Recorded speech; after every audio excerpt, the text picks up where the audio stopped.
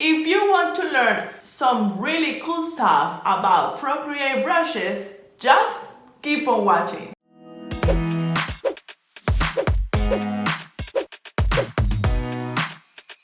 Hello and welcome back to my channel. My name is Natalia from Hana Art, and for this community I create videos about illustration, design and creative planning in general. So if you like this kind of topics, don't forget to subscribe to my channel and hit the bell so you won't miss anything. Okay, you guys, for those who don't know, I also, besides this channel, I have an Etsy store. In that Etsy store, I sell tools for illustration, design, and planning. Those tools are brushes for Procreate. That makes people's workflow easier. So in this video, I'm going to give you some tips, show you what's the difference between a regular painting brush, a pattern brush, a texture brush, a stamp brush, and how is the difference and how you can make them. I did a couple of videos like a year ago on how to create stamp brushes and how to create, like pattern brushes, and some people have asked me how I can update those videos for the Procreate 5 and now for the Procreate 5X. So let's get to the Procreate app and start creating some Procreate brushes. Okay, let's begin by creating a stamp brush. When you're creating brushes, there are two things that are really important. One is the shape and the second is the grain. The shape, we change it when we are creating stamp brushes or shape brushes. To make a stamp, we are going to use this cute kitty cat, and we are going to go to stroke path and increase the spacing, like so. After that, we go to properties and we use the stamp preview. We want to increase the maximum size and also the minimum size, so we have a range of sizes that we can change our stamp. Remember always to change the name of your stamp, like put a name on it. Also, you want to put your logo or your picture in your creation, and you want to put your name or the name of your brand. Okay, so here we have our stamp brush. If you want to create a shape brush, we have to use the same base, but first of all, we want to remove the stamp preview so we can see how it's going to end up. We can reduce the spacing, and to make it more interesting, we can increase the jitter, that is just making it a little bit more crazy. We can change the rotation and the scatter. What it does is that it makes the rotation more visible, and like that you have like a shape brush that you can create a nice pattern. If you want to create a more regular shape brush, you reduce the rotation, reduce the scatter, and you have a normal shape brush like so.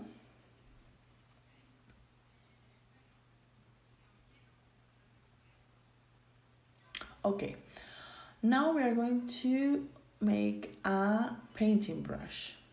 For that, we are going to change the shape into a more interesting shape, like this. And we are going to change the grain for a one that I have here. This is a pattern that I have. We are going to leave it as moving behavior because we could leave it as a texture, but we want to make it a moving because we are going to make a painting brush.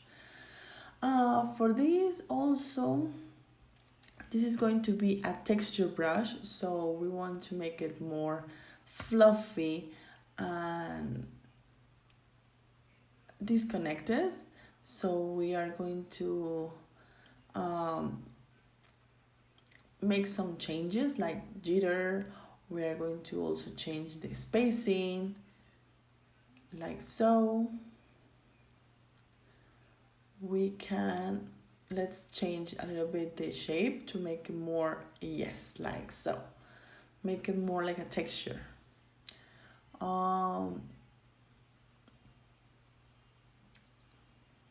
Just move the things that you believe that add quality to your brush to make it more of what you want. For example, this is a texture brush. So, for example, the rendering, you can make it a slide for shading, and you can build on top of each other and make it darker. You can use another one like intense glaze to make it more darker, like so. Like this. Also, we are building one on top of the other, and this intense bleeding, it's more like a normal shade, like a normal texture brush. With wet edges and burnt edges, we are going to add like texture to the texture, so we don't really like that. We can also change the blend mode, is that when you make a stroke one on top of the other, they can mix in a different way, like so. For example, I change it to multiply, so every time I make a stroke, it's like an ink that I'm putting on top of the other, and is wetting the paper. So if you want an effect like this, you can change it to multiply. But no, let's leave it in normal because this is a texture brush. Okay, with wet mix, I don't use it very much. Let me show you what color dynamics is all about. Let me change the color of the example. Okay. For the stroke color, it's just changing the color of the stroke. It's like this. Okay. Let me make another example. Let me clean this. For color pressure, it's going to change the color every time you press differently in the screen. So it's going to change the color. This is great for lettering brushes. Color tilt is going to change the color every time you tilt your pencil. And this is only going to change if you have the Apple Pencil. So this characteristic might not work if you don't have the Apple Pencil.